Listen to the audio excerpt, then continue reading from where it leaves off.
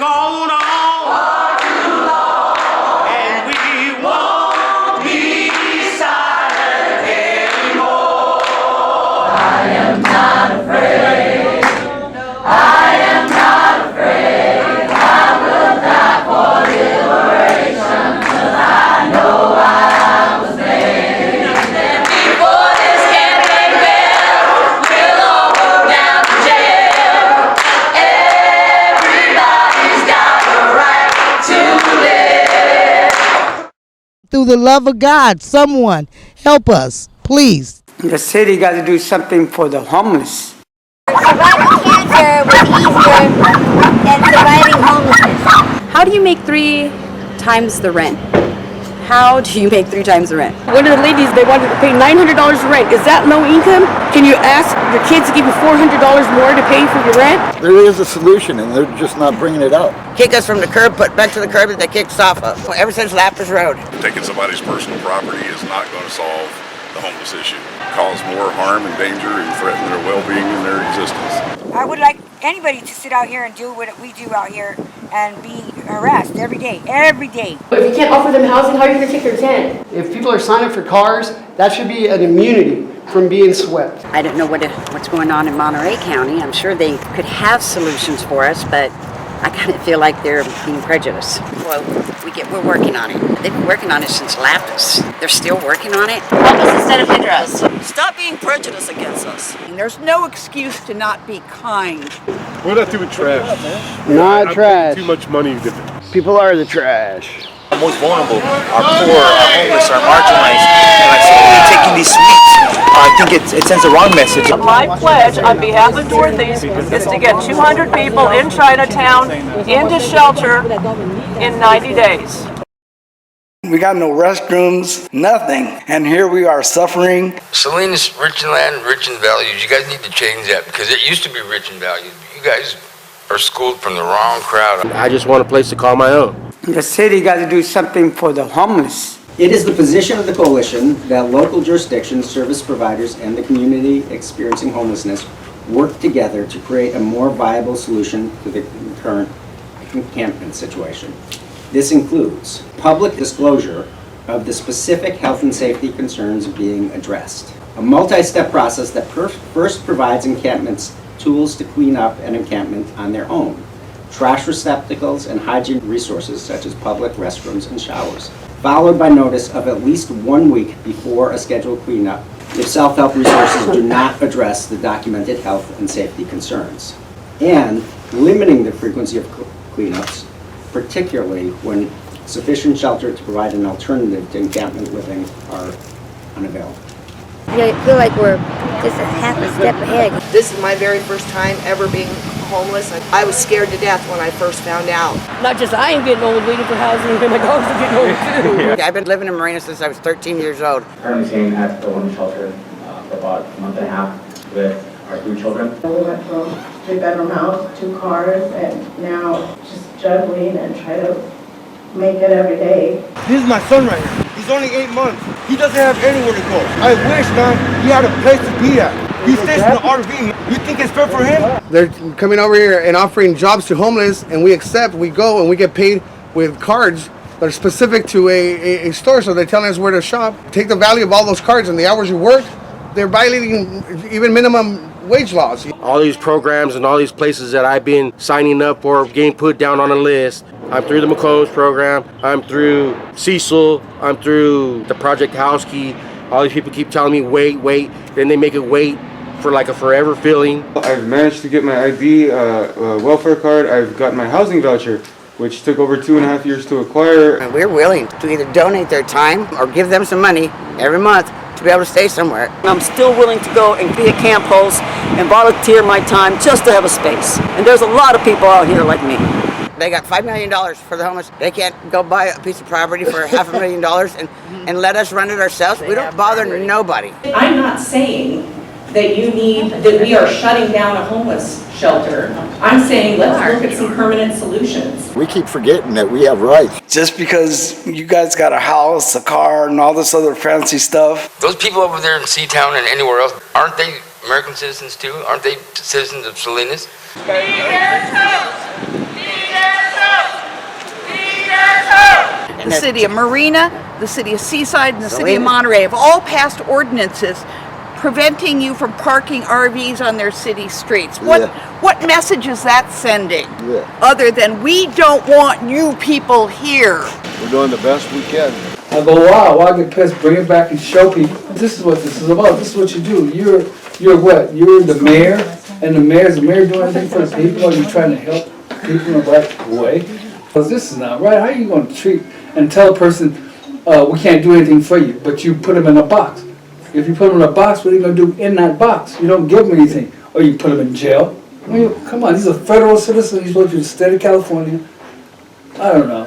Maybe I'm the one that's cuckoo. Get it together, Watsonville and Santa Cruz County and Monterey County. Don't spend money on sweeps. We need the money in our communities. And it's just that single people, there's families out here, there's tons. And it's just not here, it's everywhere. All walks of life. Homelessness does not discriminate. It's not fun being homeless. We're having a rough life, and the little we have, they don't even give us a warning. They're going to throw our stuff away. Where are we supposed to go? There isn't anywhere. The shelters are full. We're desperate. They already took all our stuff, all our possessions. Gone. We're asking you, just go outside a little circle, and go down there and tell them it's wrong what they're doing. If we're going to end displacement, not encampments, we cease and desist the sweeps. Please work with the CAR system being in place before we do any more sweeps. Someone please out there help us help these people. We are a community who's supposed to care for one another. The city of Salinas takes homelessness super seriously. It's our #1 issue as stated in our goals. I'm very grateful for the warm shelter because if it wasn't for it, who knows where my kids and I would be. And I know that it's made us feel safe. You're asking where everybody's supposed to go. I don't know that, ma'am. Okay, so then how could you ask people to leave? So it's like this. The members of the community have spoken. Merchants, business owners, residents, stand united. The temporary shelter represents the wrong moves. I don't know how much longer we can afford to do this. Are we going to leave that building up and make it a permanent shelter? We would like to know before we invest any more time and energy in this project. So my question is, who's paying for this? We have sufficient resources to continue operations. Drop dead. Unless you get compassionate people who are going to focus on every single issue, it's not going to change. Because nobody likes to address discrimination. I've been here a year and a half. I never have a problem with no police. If Marina, Seaside, Monterey, they don't want me over there, PD want to come on and kick me out. Have you attempted getting a job? You're a police officer, right? Yeah. Protect the community, the whole community. What resources do you think the police department has for homeless people? Yeah, no. I just wanted to help you out. Right. Well, I mean, if it can't be on record, I don't understand. Deputy Chief on. Oh my God, that's mine. Wow, this is a homeless outreach team hard at work. To have your stuff with you, that's what I want to talk to Wes about. Wes is too chicken shit to listen to. Play right now.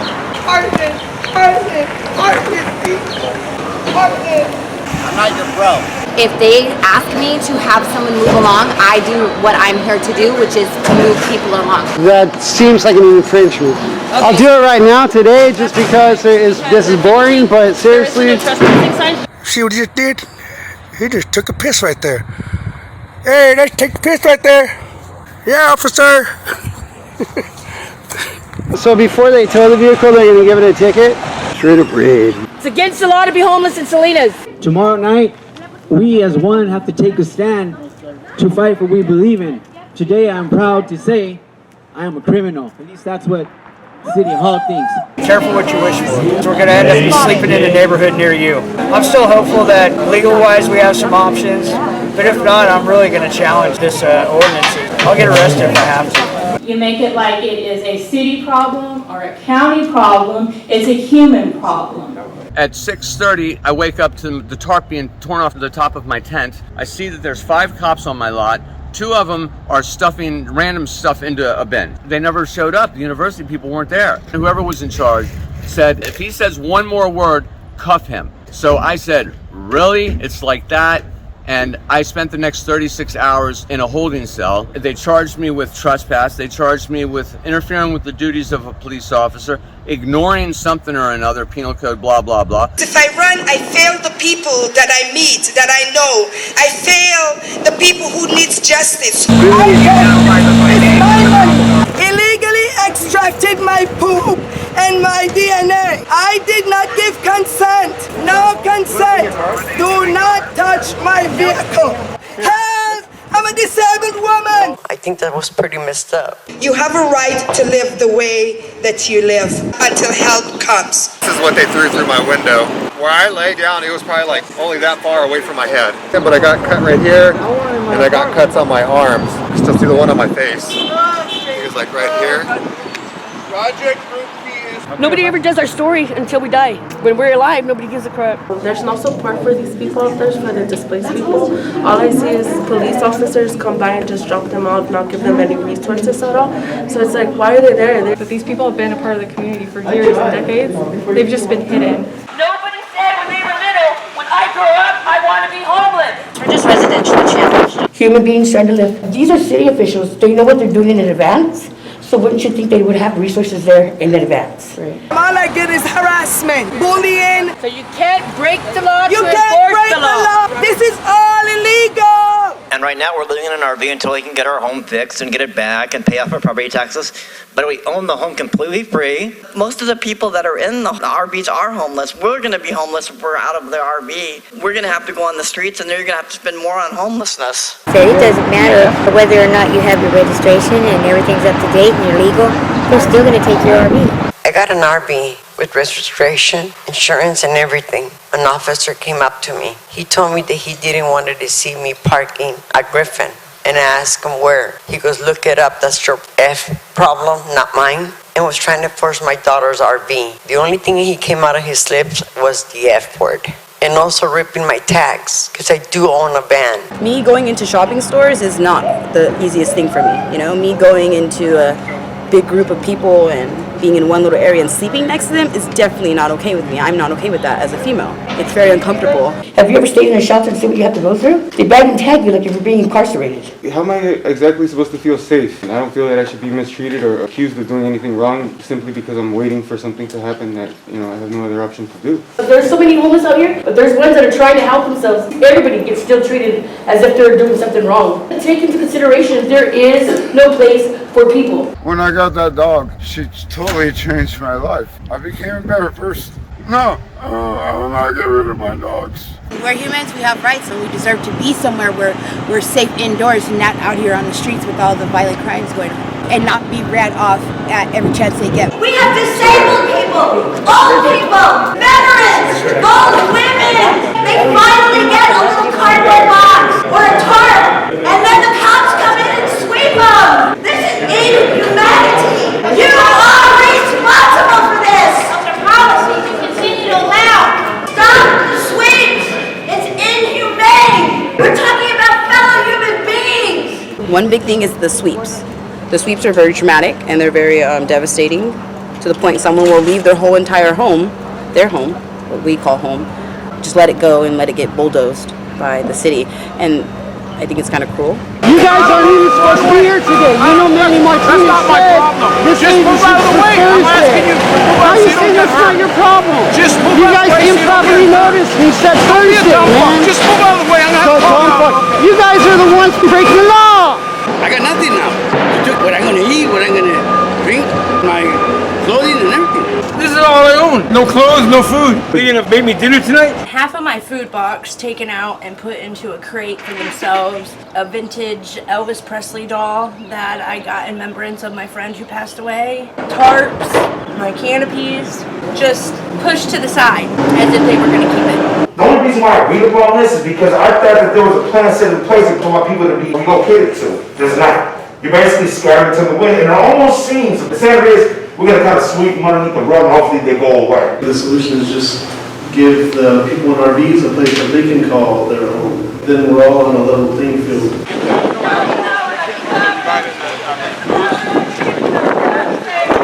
Health and safety is always a big issue. Connecting people with water and allowing people the ability to cook, electricity. When are we going to get bathrooms and showers? We don't even have drinking water. Especially for women who have hygiene things that they need to take care of. Being homeless, ask yourself what it would be like if you could not go to the bathroom all day, because none of the places around in Salinas let people go in and use the restroom unless they buy something.